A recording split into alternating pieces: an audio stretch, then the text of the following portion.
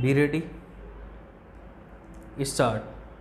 In this transitional age, to think in a static way and to imagine that property has exactly the same place in human life as it used to have means that we have stopped thinking. These apprehensions and fears therefore appear to me completely unjustified. Far greater developments and disasters might suddenly confront the world, and in this context, for somebody to be afraid of some mill or plant or factory being acquired seems to me out of proportion. So far as this government is concerned, my mind is perfectly clear on the subject.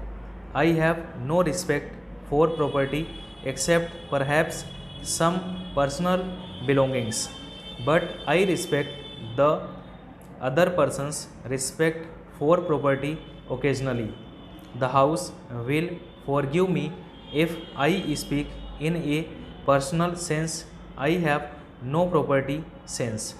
It seems a burden to me to carry property. It is a nuisance. In life's journey, one should be lightly laden. One cannot be tied down to a patch of land or a building. I cannot appreciate this intense attachment to property, but while not appreciating it, I realize and recognize its prevalence. At the same time, I think the proposition that some honorable members on the opposite side advanced about acquisition or confiscation without compensation seems to me basically wrong. I say so from the point of view of the public good, not because I love property, except in particular cases where a person misbehaves and so on. I do not want anything to be acquired except on payment of just compensation. I need not refer to foreign capital here. I am surprised to hear the proposal being put forward repeatedly that we must confiscate or expropriate foreign capital. I cannot imagine anything more thoughtless and unrealistic. It has no relation to reality. No country where it is socialist or communist or of any other type can do it except in the thunder of war or revolution, when things happen not because of law or policy but because of historical forces.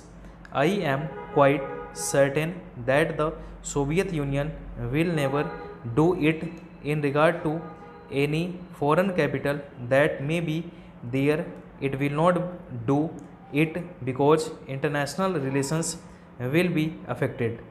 No country wants to spoil its international relations or its credit in the world by doing this kind of thing in order to save a few crores or a few millions in financial terms.